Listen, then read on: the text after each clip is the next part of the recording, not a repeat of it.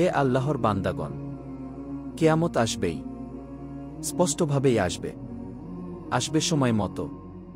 কিন্তু মানুষ কি এজন্য উপদেশ গ্রহণ করছে? নিচ্ছ কি কোনো প্রস্তুতি? আচ্ছা, কিয়ামত না হয় আমরা দেখতে পাচ্ছি না এখন, কিন্তু প্রতিদিন আমাদের আত্মীয় স্বজন, সহকর্মী, প্রতিবেশীর মৃত্যু তো আমরা প্রত্যক্ষ করছি। এটা তো অস্বীকার করতে পারি না, কিংবা এতে সন্দেহ করতে পারি না। তা সত্ত্বেও এর জন্য আমরা কি প্রস্তুতি নিচ্ছি? কি উপদেশ ও শিক্ষা গ্রহণ করছি? আসলে আপনার সত্যিকার বন্ধু সে যে আপনাকে এগুলোর কথা স্মরণ করিয়ে দেয়, আর আপনার সত্যিকার দুশমন সে যে আপনাকে দুনিয়ার লোভ লালসার পথ দেখায়, আখেরাত সম্পর্কে আপনাকে করে বিভ্রান্ত ও সন্দেহপ্রবণ।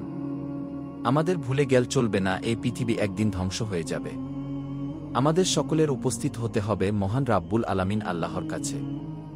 এরপর হয়তো আমরা যাব জান্নাতে অথবা জাহান্নামে, যেখানের বসবাস হবে স্থায়ী, যেখানে নেই কোনো জীবনাবসান।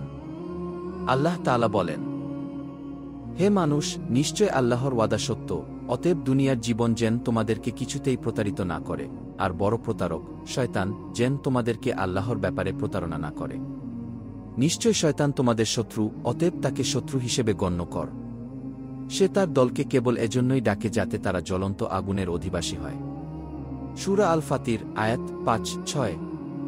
আল্লাহ তাআলা আরও বলেন, হে ঈমানদারগণ, তোমাদের কি হলো যখন তোমাদের বলা হয় আল্লাহর রাস্তায় যুদ্ধে বের হও, তখন তোমরা জমিনের প্রতি প্রবলভাবে ঝুঁকে পড়ো। তবে কি তোমরা আখেরাতের পরিবর্তে দুনিয়ার জীবনে সন্তুষ্ট হলে?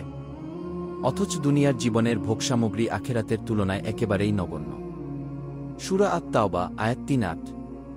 আল্লাহ তাআলা আরও বলেন, আর তারা দুনিয়ার জীবন নিয়ে উৎফুল্লতায় আছে, অথচ আখিরাতের তুলনায় দুনিয়ার জীবন খুবই নগণ্য। সূরা আর-রাদ আয়াত ২-৬।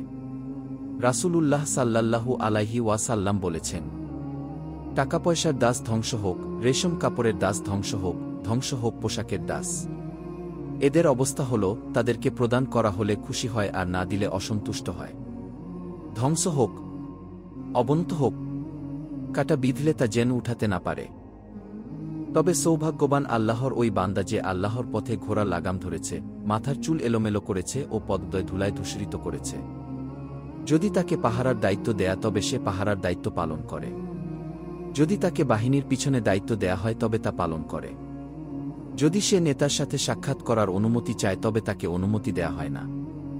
যদি সে কারো জন্য সুপারিশ করে তবে তার সুপারিশ গ্রহণ করা হয় না। কি আমার কত বন্ধু ইচ্ছে করলে আমি তাদের নাম বলতে পারি, কুপ্রবৃত্তি চরিতার্থ করায় লিপ্ত রয়েছে, পাপাচারের জেলখানায় বন্দী হয়ে আছে, কিন্তু তারা মৃত্যু ও মৃত্যু পরবর্তী হিসাব নিকাশ থেকে একেবারে বেকবর।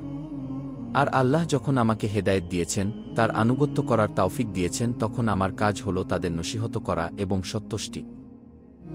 আমার কত বন্ধু ইচ্ছে করলে আমি তাদের নাম বলতে পারি, কুপ্রবৃত্তি চরিতার্থ করায় লিপ্ত রয়েছে, পাপাচারের জেলখানায় বন্দী হয়ে আছে, কিন্তু তারা মৃত্যু ও মৃত্যু পরবর্তী হিসাব নিকাশ থেকে একেবারে বেকবর।